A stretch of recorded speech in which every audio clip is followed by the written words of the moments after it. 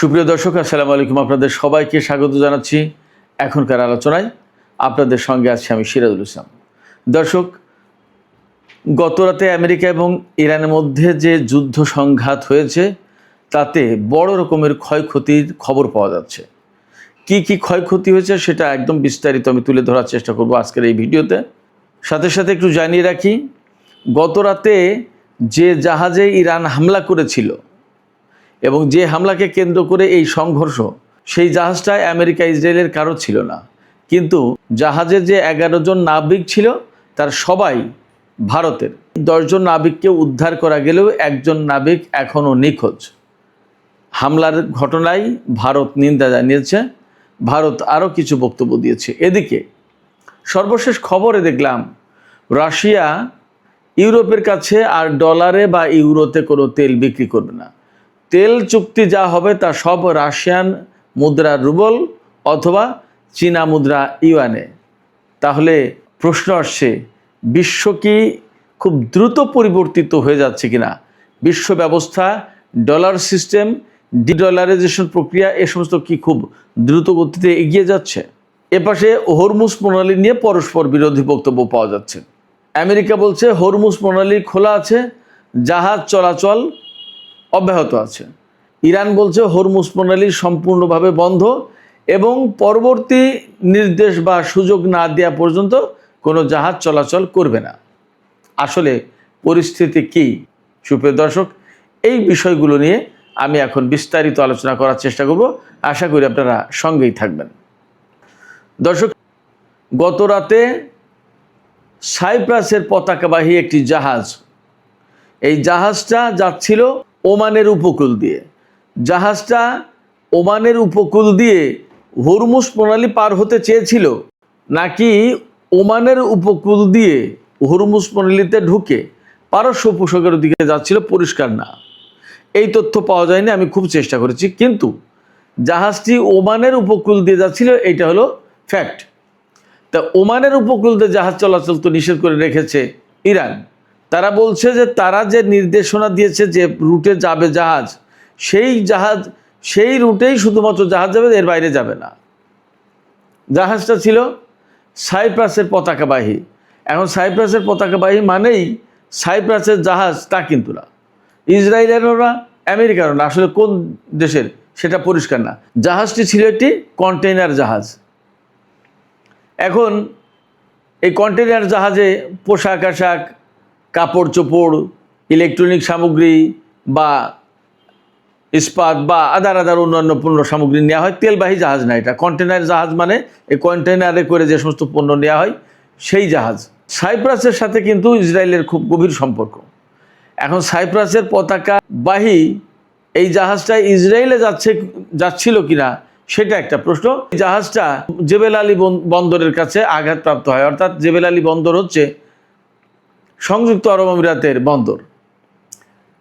এইখান থেকে হয়তো ধারণা করা যায় যে জাহাজটা হয়তো সংযুক্ত আরব আমিরাত থেকে ইসরায়েলের দিকে বা ইসরায়েলি পণ্য নিয়ে যাচ্ছিল, বাট সাইপ্রাসের পতাকাবাহী জাহাজ।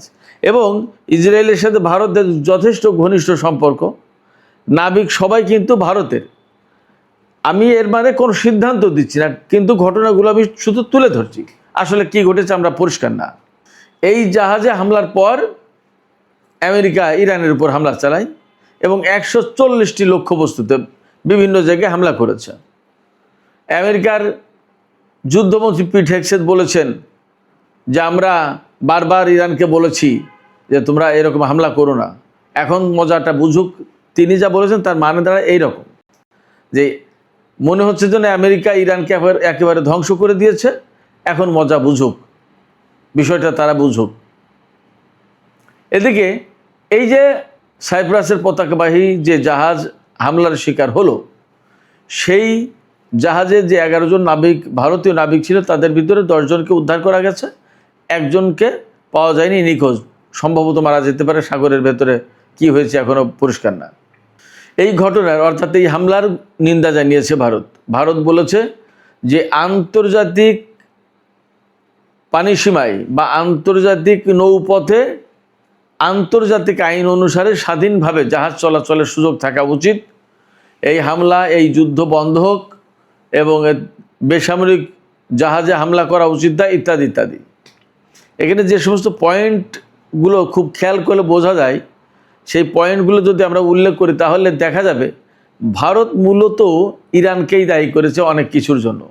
যেমন ইরান এই হামলা চালিয়েছে আন্তর্জাতিক নৌপথে, আন্তর্জাতিক আইন মেনে স্বাধীনভাবে জাহাজ চলাচল করা উচিত, কিন্তু সেটা করতে দিচ্ছে না ইরান। প্রশ্ন হচ্ছে যে হরমুজ প্রণালীকে আন্তর্জাতিক নৌরুট বলা হচ্ছে, কিন্তু বাস্তবতা হচ্ছে ওমান এবং ইরানের উপকূল থেকে যদি আন্তর্জাতিক আইন অনুযায়ী দুই দেশের সীমানা বন্টন করা হয় তাহলে আন্তর্জাতিক কোনো রুট এখানে থাকে না। অর্থাৎ ইরানের উপকূল থেকে যদি সামনে আসা হয়, ইরানের যে আন্তর্জাতিক আইন অনুযায়ী যেটুকু নিজস্ব ভূখণ্ড বা নিজস্ব জলসীমা বলে গণ্য হবে, উপকূল ভাগ বলে গণ্য হবে, সেইটুকু যদি দেয়া হয়, আর দক্ষিণ পাশে যদি ওমানকে একইভাবে দেয়া হয়, তাহলে মাঝখানে আর আন্তর্জাতিক কোনো জলপথ থাকে না, দুই দেশের ভেতরে ভাগাভাগি হয়ে যায়, আর নতুন কোনো জলপথ জাহাজ চলাচলের জন্য আন্তর্জাতিক রুট কিন্তু আর থাকে না। সেক্ষেত্রে আন্তর্জাতিক রুট বলা যাবে কি যাবে না সেটা কিন্তু অবশ্যই একটা ভাববার বিষয়। তারপরে ভারত বলেছে সংঘাত না, কূটনৈতিক আলাপ আলোচনার মাধ্যমে এই সমস্যার বা এই সংকটের সমাধান করতে হবে। কিন্তু আমেরিকা যে ইরানের উপরে এত ব্যাপকভাবে হামলা চালাচ্ছে বা হামলার প্রেক্ষাপট যে তৈরি করে দিচ্ছে কারা, ভারত কিন্তু এই দিকে বলেনি, এই দিকে কোনো কথা বলেনি। যাই হোক, আমি ভারতের প্রসঙ্গটা শেষ করি এখানেই, আমরা চলে যাই অন্য আলোচনায়। সেই আলোচনাটা হচ্ছে যে কালকে যে হরমুজ প্রণালীকে কেন্দ্র করে এত সংঘাত সংঘর্ষ হলো, তাতে আমেরিকা প্রথমে ইরানের উপর হামলা চালিয়েছে। ইরানের বিভিন্ন ড্রোন কেন্দ্র, কন্ট্রোল অ্যান্ড কমান্ড সেন্টার, তারপরে ক্ষেপণাস্ত্র উৎক্ষেপণ কেন্দ্র, লঞ্চার, এরকম বিভিন্ন জায়গায় হামলা চালিয়েছে। এর ভিতরে সামরিক বেসামরিক বহু লক্ষ্যবস্তু আছে। কিশদ্বীপ, কেশমদ্বীপ, তারপরে আপনার খুজেস্তান প্রদেশ, ইরানের মধ্যাঞ্চলীয় মানে ইস্পাহান প্রদেশ, এই সমস্ত জায়গায়। এমনও খবর পেয়েছি, আমি তো আগেই আপনাদেরকে জানিয়েছি, আমার ছোট ছেলে ইরানে চলে গেছে, যুদ্ধের কারণে চলে এসেছিল, 3-4 দিন আগে চলে গেছে, 9 তারিখে সে ইরান পৌঁছেছে। সে জানালো তেহরানেও যুদ্ধ বিমানের শব্দ পাওয়া গেছে। এখন এই যুদ্ধ বিমান ইরানের বিমান ছিল নাকি আমেরিকার বিমান ছিল পরিষ্কার না, কারণ রাতের অন্ধকার। তো তেহরানের আকাশে যখন যুদ্ধ বিমানের শব্দ পাওয়া গেছে, তার মানে তেহরানের আকাশের দিকে আমেরিকা বা ইসরায়েলের বিমান গিয়েছিল।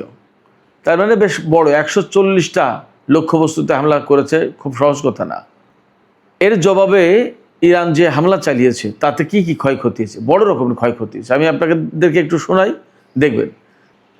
সর্বশেষ খবরে যা জানলাম, আমেরিকার একটি, আমার কাছে মনে হলো যে F-35 যুদ্ধ বিমান ভূপাতিত হয়েছে, ক্ষতিগ্রস্ত হয়েছে। এরপরে কাতারে মার্কিন যুদ্ধ বিমান রক্ষণাবেক্ষণ এবং মেরামত করার যে কেন্দ্র, এটা একদম কমপ্লিটলি ধ্বংস হয়ে গেছে, সম্পূর্ণভাবে ধ্বংস হয়ে গেছে।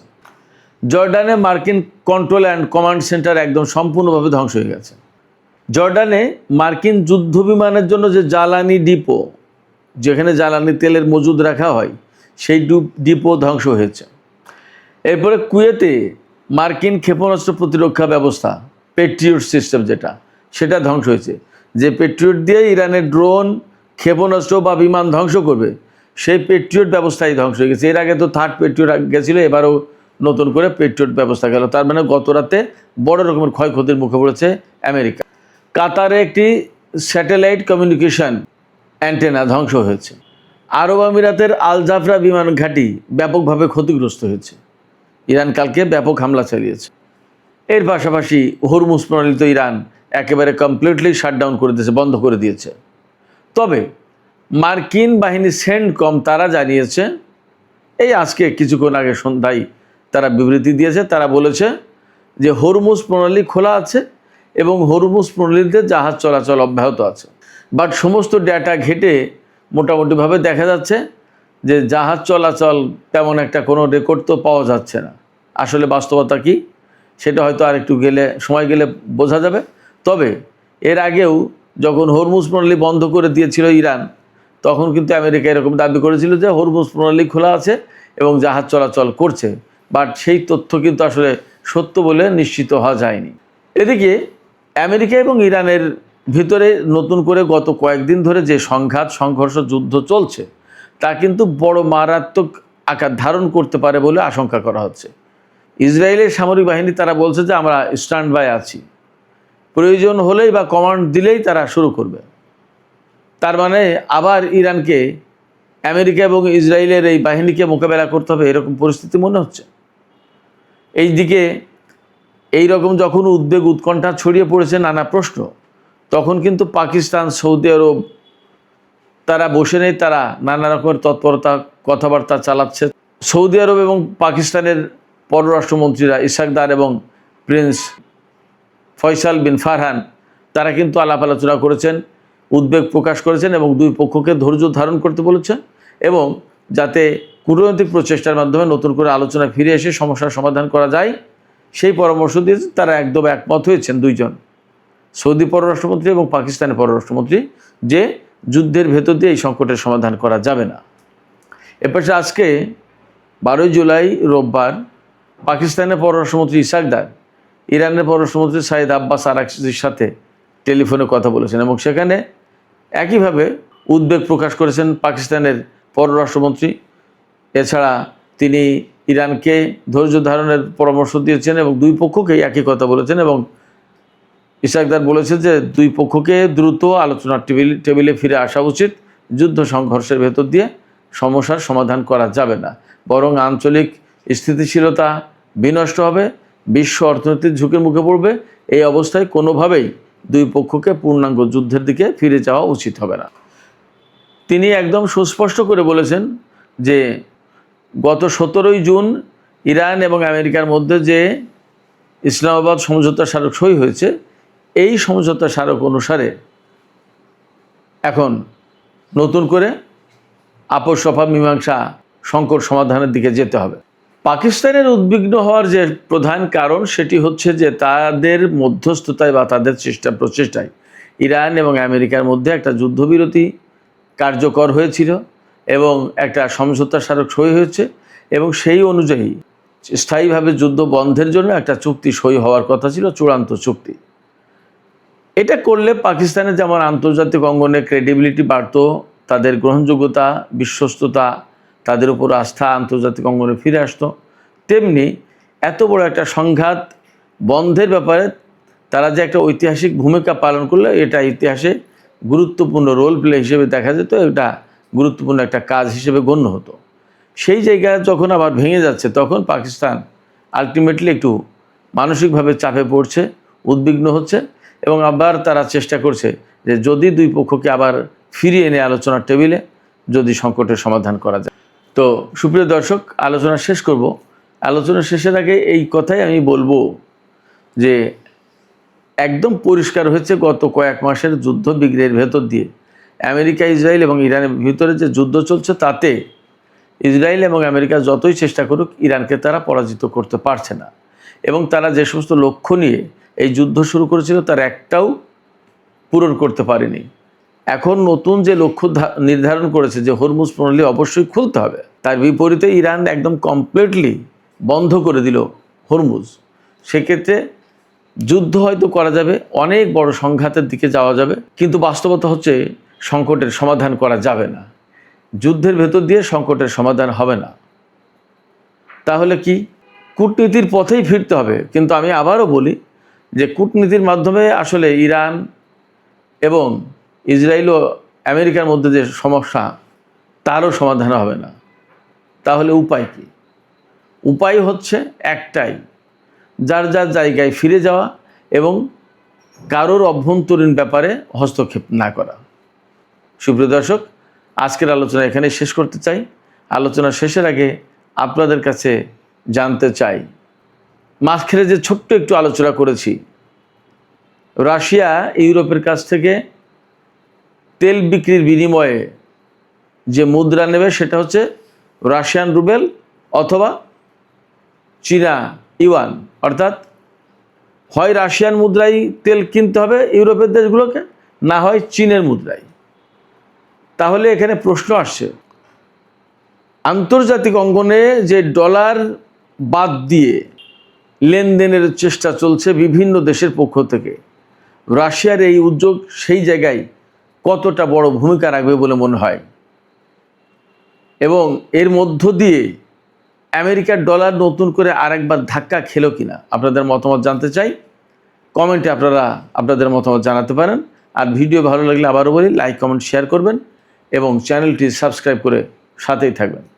দর্শক, আপনাদের সবাইকে অনেক অনেক ধন্যবাদ জানিয়ে আজকের মতো এখানে আলোচনা শেষ করছি। আল্লাহ হাফেজ।